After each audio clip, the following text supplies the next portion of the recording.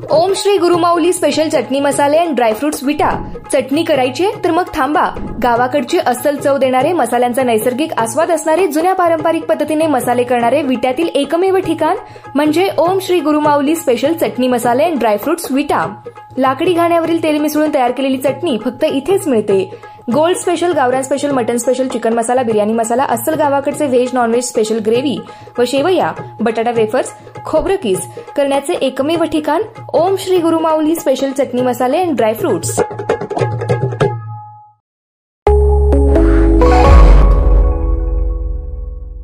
नमस्कार, मी अरुण आणि आपण पाहत आहात 7 स्टार न्यूज। महाराष्ट्रात भाजपला लोकसभा निवडणुकीत अपयश आल्यामुळे भाजपमध्ये खळबळ उडाली आहे। भाजपच्या महाराष्ट्रात सर्वाधिक जागा जिंकून येतील असा अंदाज भाजपच्या केंद्रातल्या नेत्यांचा होता, पण महाराष्ट्राच्या जनतेने भाजपच्या फोडाफोडीच्या राजकारणाला मतदानाच्या माध्यमातून सडेतोड उत्तर दिलं। लोकसभेत झालेल्या हानीची पुनरावृत्ती विधानसभा निवडणुकीत होऊ नये यासाठी भाजप नेते जंग पछाडताना दिसत आहेत। विशेष म्हणजे केंद्रीय गृहमंत्री अमित शहा आता महाराष्ट्रात भाजपची पुन्हा सत्तेची घडी बसवण्यासाठी येणार आहेत। त्यामुळे भाजपच्या गोटात आगामी काळात मोठ्या उंचीच्या घडामोडी घडण्याची शक्यता आहे।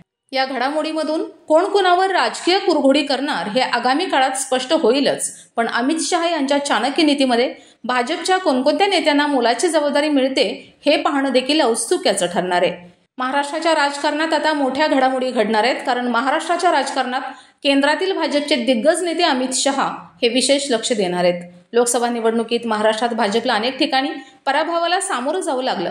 या पराभवाची जबाबदारी स्वीकारत उपमुख्यमंत्री देवेंद्र फडणवीस यांनी पक्षश्रेष्ठींकडे आपल्याला उपमुख्यमंत्री पदापासून मुक्त करावं अशी मागणी देखील पक्षश्रेष्ठींकडे केली आहे। या दरम्यान भाजपचं दिल्लीतलं हायकमांड हे केंद्रात सरकार स्थापन करण्याच्या कामात व्यस्त होतं, पण आता दिल्लीतलं भाजपचं हायकमांड महाराष्ट्रात विशेष लक्ष देण्याच्या तयारीत आहे। विशेष म्हणजे भाजपचे केंद्रातले चाणक्य नेते तथा देशाचे केंद्रीय गृहमंत्री अमित शहा महाराष्ट्र विधानसभा निवडणुकीच्या पार्श्वभूमीवर आता महाराष्ट्रात येणार असल्याची माहिती सूत्रांकडून मिळत आहे।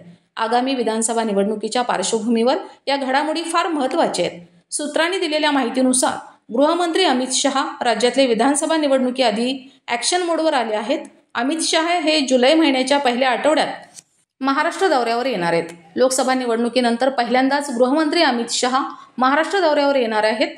आगामी विधानसभा निवडणुकीच्या पार्श्वभूमीवर अमित शहा यांच्या या दौऱ्याला जास्त महत्त्व प्राप्त झालंय। भाजपच्या गोटात सध्या अनेक घडामोडी घडत आहेत।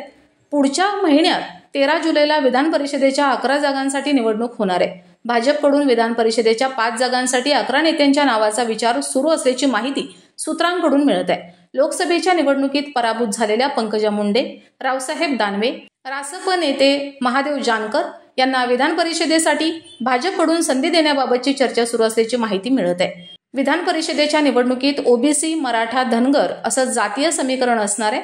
5 जागांमध्ये एका महिलेला संधी मिळणार हे निश्चित आहे। जातीय समीकरणे पाहून उमेदवारीवर अंतिम शिक्कामोर्तब होणार असल्याची माहिती देखील सूत्रांनी दिलेली आहे। Bureau report, 7 star news.